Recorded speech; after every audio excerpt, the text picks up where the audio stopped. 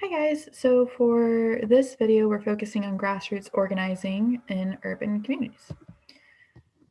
Let's see.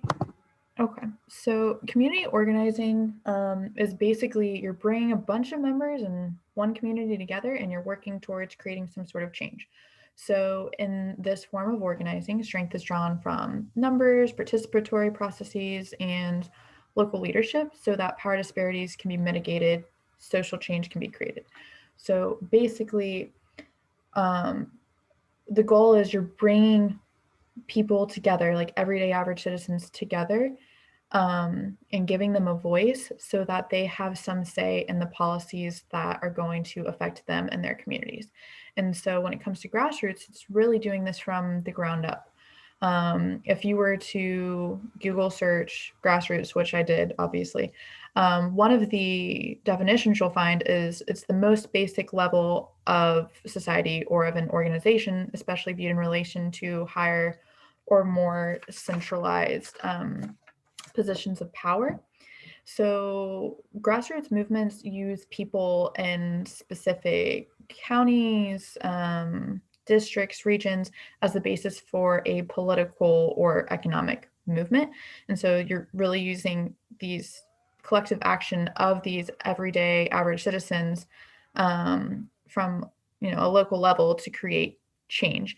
So oftentimes you'll find these grassroots movements um, aiming towards raising money for a particular issue, creating organizations that are focused on some sort of social justice issue, um, or just bringing awareness of something uh, to a community or to policymakers with this. And again, it's this goal of taking people from all around us in a community, bring them together, and helping using the sheer number of voices that they have to influence policymakers. So why grassroots? What I was just saying. It allows you to bring large numbers of people together. You bring large numbers of people together. You are discussing important issues that are affecting you.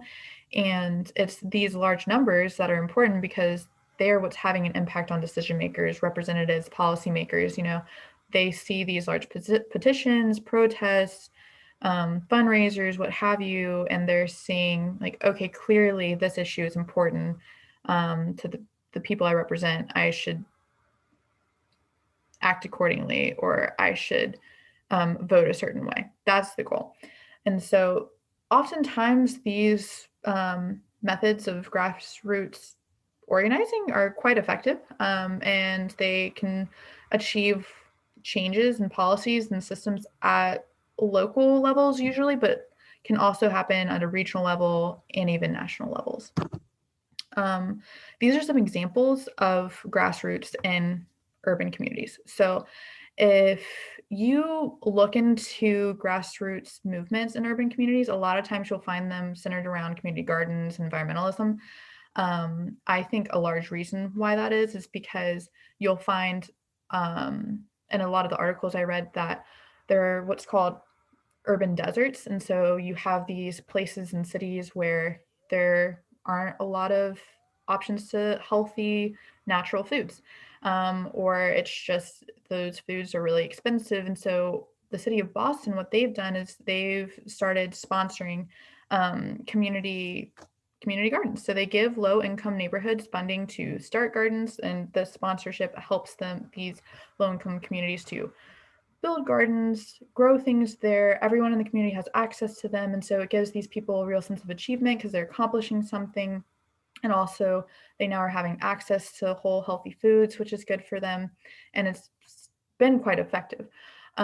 This other example is a lot less organized than Boston's example, but just as effective. So this is from several years back, but basically residents across cities like New Delhi, Mumbai, they decided to fight back after there was a proposal for the government to cut down 14,000 trees. And so all these people across all these cities came together and started protesting, saying that, we don't want this to happen. We care about these trees. This is not okay.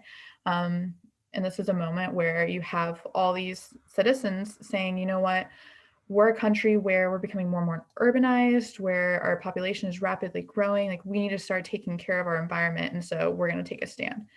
An example that I was involved in that I thought was interesting was I worked for or volunteered with Defend Our Future, and it's an environmental group. And basically, when the Trump administration came into office, we were going around to college campuses, making phone calls, sending emails, and educating people on the Paris Climate Agreement, what it means, what the Trump administration was trying to do, and basically encouraging people to sign petitions, reach out to their local representatives and say, hey, you know what? We don't want the US to pull out of this agreement because we believe it matters and we should be there.